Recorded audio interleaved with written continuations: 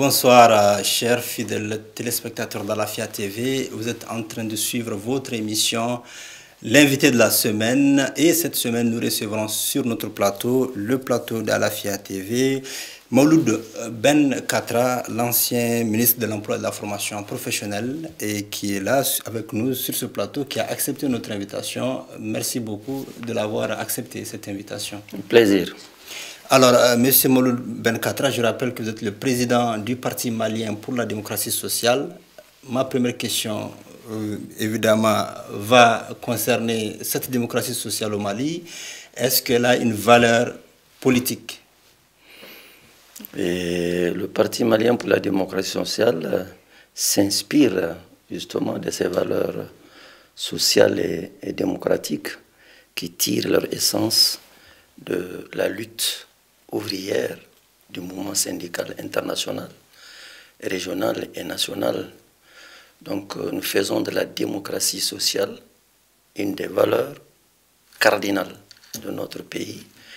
Ça veut dire en termes clairs que le combat que nous menons, c'est un combat que nous menons pour la conquête du pouvoir, mais faire en sorte que le pouvoir ne soit pas bénéfique exclusivement pour les hommes politiques que nous sommes, mais qu'il serve beaucoup plus les citoyens, les concitoyens. Ok. Alors aujourd'hui, ces mêmes concitoyens n'ont pas beaucoup de crédits accordés aux hommes politiques pour plusieurs facteurs.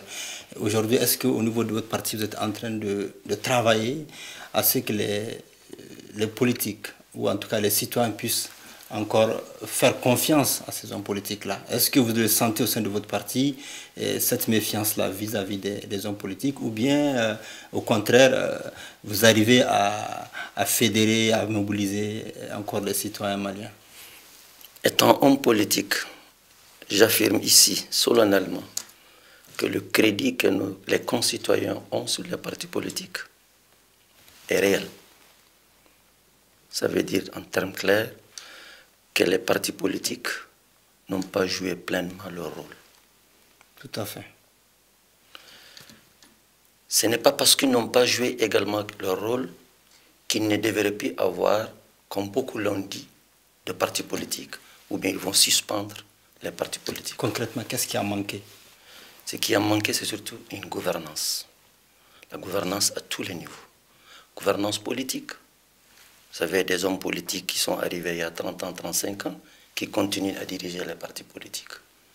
Vous avez des hommes politiques qui ont fait espérer beaucoup de jeunes, qu'ils ont formés politiquement, mais qui ne leur ont pas du tout donné la chance d'accéder à des postes de responsabilité. Vous avez des hommes politiques également qui ont fait travailler les jeunes uniquement pour avoir des places dans lesquelles il faut puiser, il faut manger. Ce n'est pas ça le rôle d'un acteur politique, d'un responsable politique. Vous êtes créateur d'un parti politique, fondateur d'un parti politique, vous devez avoir un schéma à court, moyen et long terme. Le court terme, c'est que vous devez vous battre, vous, pour acquérir le pouvoir. Une fois que vous avez le pouvoir, il faut le partager. Il faut donner la chance à ceux et celles qui vous ont aidé à accéder à ce pouvoir. Mais il faut également se préparer pour quitter de façon digne et donner la place à quelqu'un que vous avez préparé. Ne pas s'éterniser. Donner à quelqu'un qui va prendre votre place. Comme pour dire que généralement les partis politiques appartiennent à des personnes, en font ce qu'ils veulent, l'utilisent comme ils veulent, le financent comme ils veulent, l'orientent comme ils veulent. C'est ce qui a duré dans ce pays, c'est ce qui a amené l'opinion nationale de notre pays à avoir un crédit négatif sur les partis. On est tout le temps dans le culte de la personnalité. Absolument. Et justement, donc le PMDS se bat pour que cela ne soit plus. Et concrètement, qu'est-ce qui vous différencie des autres partis, vous, le PMDS? Écoutez, nous sommes un jeune parti qui n'a pas encore 2 ans, qui n'a même pas tenu son congrès d'abord, qui s'est battu pour d'abord se structurer et qui est dans la logique de préparer son futur congrès. Ce que nous sommes en train de faire concrètement, c'est de faire espérer ces jeunes, contrairement à ce que je viens de dire, que l'unanimisme, le culte de la personnalité devrait prendre fin.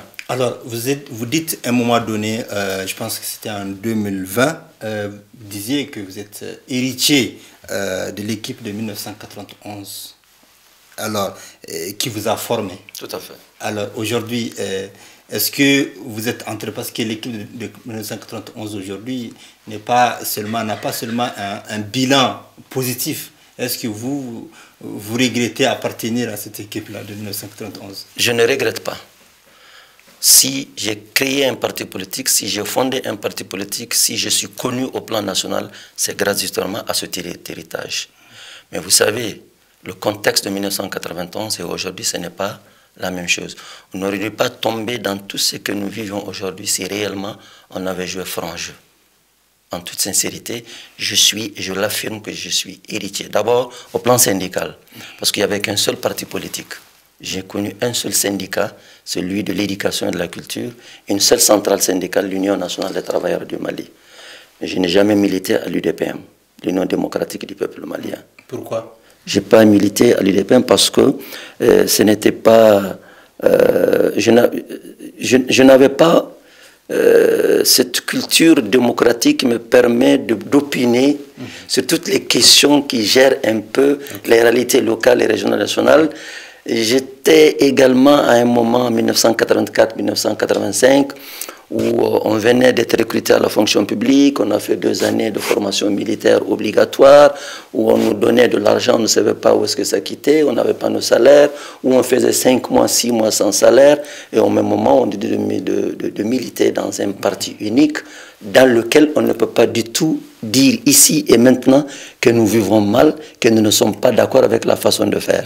Donc l'expression pour moi c'était surtout de militer activement au sein du syndicat, ce qui m'a permis réellement de m'affranchir des par exemple, monsieur le ministre, que l'avènement du multipartisme a joué un grand rôle dans l'échec aujourd'hui que nous connaissons et dans la crise sociopolitique que nous vivons aujourd'hui, parce qu'il y a beaucoup d'acteurs politiques qu'on voit aujourd'hui qui pointent du doigt les acteurs démocratiques de la démocratie multipartite, je veux dire. Non, il faudrait vraiment relativiser. Il faudrait vraiment relativiser. S'il faut être fier de quelque chose, c'est que surtout cette démocratie multipartite. Il faut vraiment se féliciter de l'avènement de la démocratie avec la liberté pour chacun de créer une association, de créer un parti politique, de créer un syndicat. Maintenant, ce que j'ai dit, on peut avoir 1001 partis politiques, 1001 syndicats, mais si vous le gérez mal, si vraiment vous ne prônez pas la liberté d'expression, si vous pensez que c'est votre chose et que vous devez rester là-dedans, ça va donner ce que nous connaissons. Les choses ont basculé du mauvais côté. À quel moment pour vous? À quel moment? À partir du, je sais pas, à partir du régime d'Alpha Omar Konaré, ou à partir du régime d'Amadou Toumani Touré, ou c'est à partir seulement de 2013? Non, les choses se sont vraiment gâtées pour moi en 2012 avec le coup d'État de Amadou Aya Sanogo. Ok. Voilà. Pourquoi vous dites ça? Je l'ai dit parce qu'on était pratiquement à 1 mois des élections présidentielles, dans un régime d'un président qui à 1 mois devrait faire les élections et donner à quelqu'un d'autre de façon démocratique.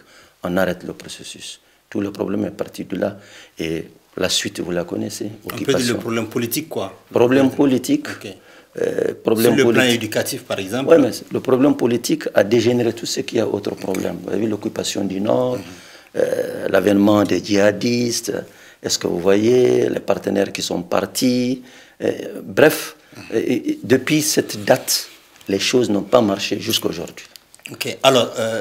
et malheureusement, ceux qui sont venus, au lieu de tirer l'essentiel de ce qu'ils ont trouvé, ils ont fait semblant de ne pas prendre en main les difficultés qui les ont amenés en 2013. Alors, monsieur le ministre, on peut dire que le syndicalisme, vous l'avez aimé, vous l'avez adoré. Je pense que c'est votre terrain de jeu. Et vous êtes fier d'être syndicaliste. On peut dire aujourd'hui que c'est le syndicalisme qui vous a tout donné. Est-ce que c'est grâce au syndicalisme que vous êtes devenu ministre? Écoutez, je ne veux pas dire que le syndicalisme... dans votre expression, on a l'impression que c'est une sorte de marchandise. Pas du tout. Le syndicat a fait de moi ce que je suis au plan politique et au plan social. Okay. Parce que j'ai eu la chance, lorsqu'il n'y avait qu'un seul syndicat, d'accéder à des grandes écoles syndicales de l'Europe, de l'Amérique, de l'Asie et surtout au niveau du Mali. Je l'ai aimé. Il m'a façonné. Vous avez fait le Cuba? Bien sûr, j'ai fait à l'époque la Tchécoslovaquie, j'ai fait la Yougoslavie, j'ai fait la Pologne. J'ai fait des formations syndicales avec Lech Walesa, l'ancien président polonais. J'ai fait une formation syndicale à l'école syndicale de la CGT avec l'ancien président brésilien, Lula. J'ai aimé le syndicat par conviction.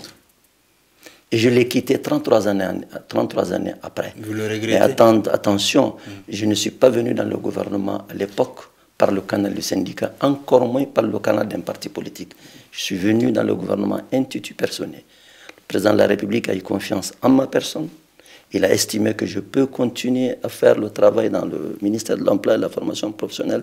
Il m'a fait appel, je suis venu. À l'époque, quand même, vous avez tenu un grand débat, un débat très intéressant sur la chaîne nationale avec le ministre de la fonction publique, je crois. Oui, je pense que ça a quand même suscité, peut-être motivé le président à vous rapprocher, à peut-être avoir... C'est ici que je l'apprends? C'est Ibeka qui vous l'a dit? Non. Ah, je ne sais pas.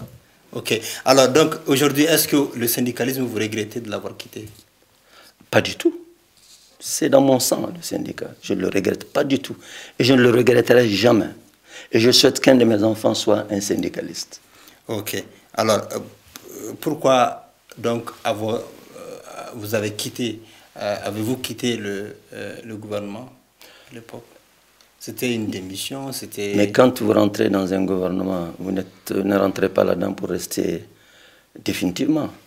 Vous ne rentrez pas là-dedans pour dire également « je sortirai quand je veux ».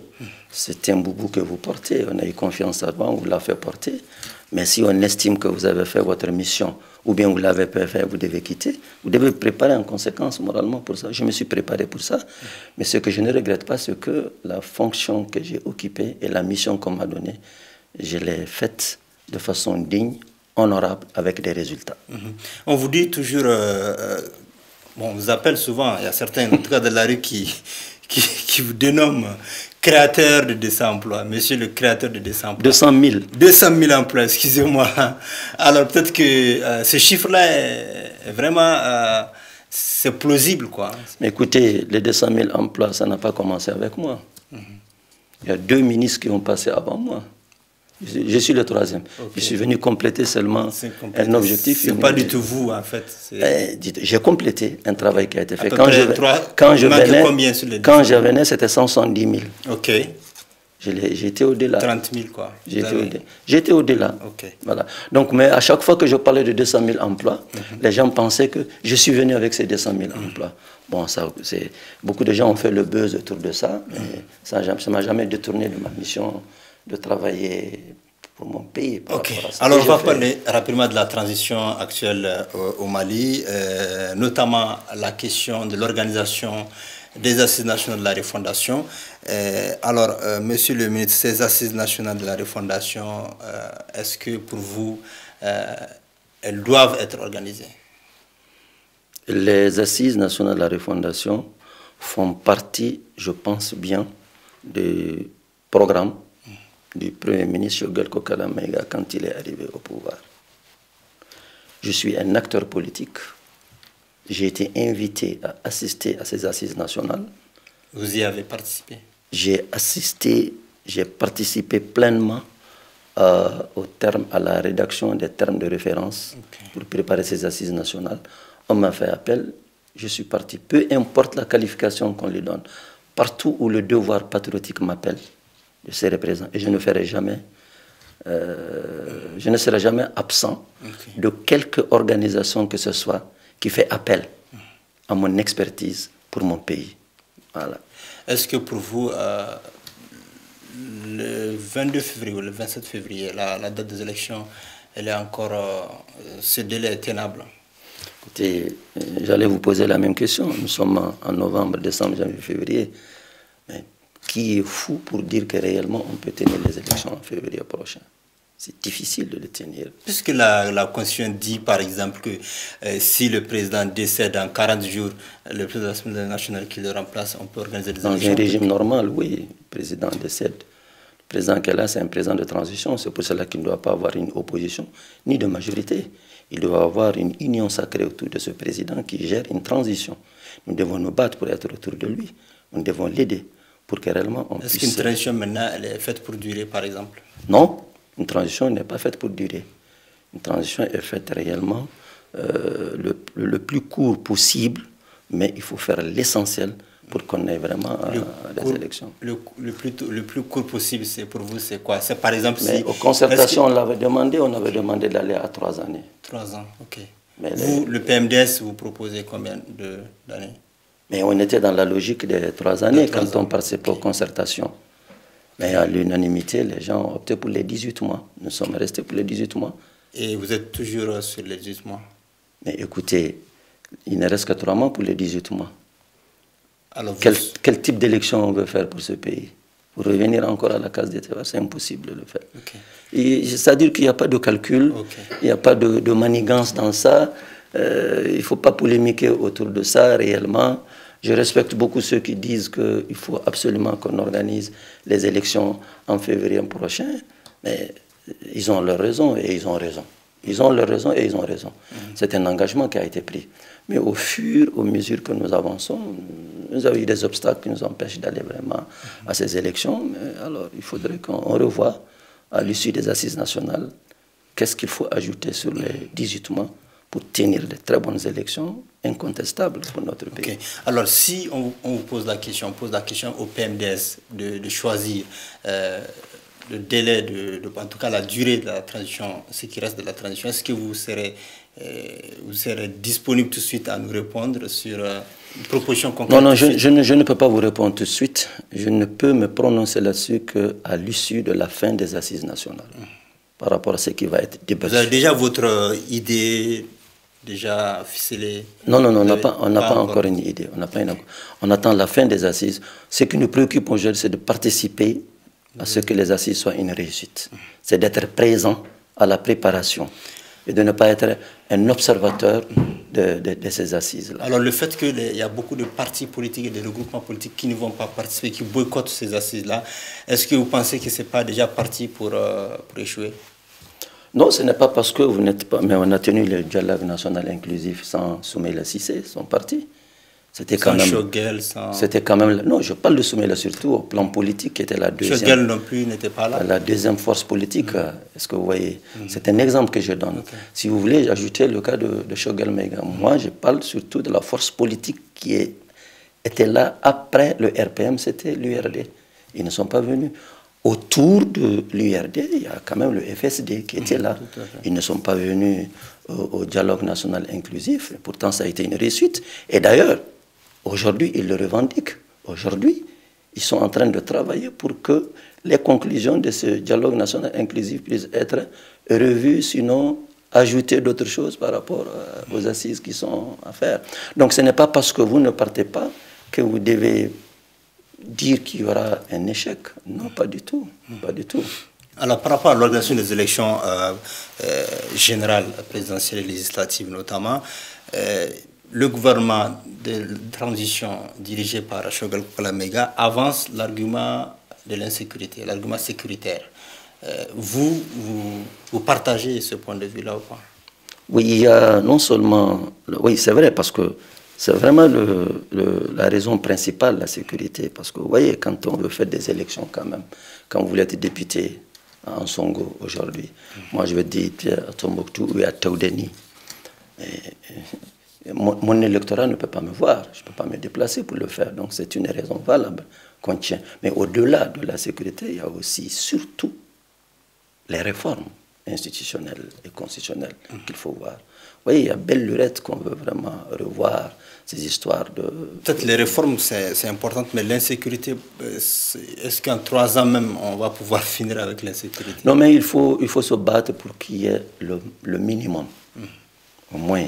Parce que dans la foulée, il est prévu de dialoguer avec les Maliens qui sont dans le djihad, notamment Amadou Koufa et Les groupes armés terroristes. Iyad Agrali et Amadou Koufa. Il était prévu qu'il faut discuter avec eux. Ce sont des groupes armés terroristes, on est d'accord? Bien sûr. Mais c'est plus que terroristes d'ailleurs. En tout cas, on les appelle djihadistes, je n'aime même pas ce mot, parce que le djihad n'est pas dans son contexte aujourd'hui. Parce qu'un musulman ne doit jamais empêcher un autre musulman d'aller cultiver son champ. La foi ne s'impose pas. Un musulman ne doit pas empêcher un autre musulman de faire les foires hebdomadaires qui permettent à des villages entiers par semaine de vivre. Un musulman ne doit pas également égorger un autre musulman, etc. Donc c'est vraiment la terreur. C'est vraiment la terreur. Ok, la mise en place de l'EJ, vous pensez que c'est encore... Aujourd'hui, il faut le faire ou il faut attendre un nouveau régime comme le souhaite la plateforme des partis politiques? Écoutez, c'est une revendication de pratiquement tous les partis politiques, cet organe unique de gestion des élections il y a très longtemps. Pour ceux qui disent qu'on n'a pas le temps de le faire et de laisser celui qui va venir après de continuer à le faire, ils ont leur raison. Mais à partir du moment où on est en novembre, on sait qu'en février, on ne tient pas les élections. Si on a vraiment le temps de mettre en place l'organe unique de gestion des élections, il faut aller vers ça pour trouver vraiment, pour éviter à ce qu'il y ait des contestations comme dans le passé. Ok. Alors la CEDEAO impose des sanctions aux autorités, à toutes les autorités de la transition, qu'elles soient issues du gouvernement ou du Conseil national de transition, et les fonctionnaires de la présidence. Vous, qu'est-ce que vous en dites? Votre impression? J'ai accordé une interview dans un journal de La Place hier, et je reviens sur ça. J'ai dit que les sanctions de la CEDEAO sont des principes communautaires. Tout le monde sait que nous appartenons à la CEDEAO.